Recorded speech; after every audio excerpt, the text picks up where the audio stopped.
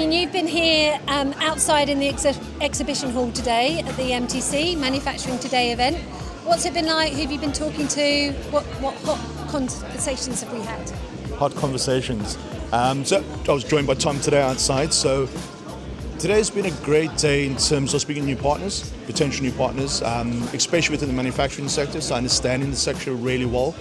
A lot of people that never heard of DynamxMFG coming up to stand, wanting to know what we do, quite impressed with actually what we do.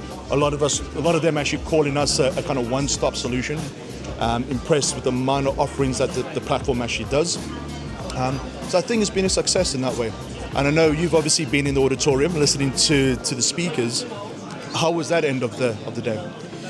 Really good, and I think, I've been to a lot of the MTC events and haven't exhibited before, so it was kind of a different perspective. No, it's been, we also had that sort of what's really going on in manufacturing, what the key things to look at over 2026, AI obviously has come up a lot, cyber essentials, and it's not about why you adopt these technologies now, it's when and how. And essentially the key message was, if you're not going digital, it's go digital or go home.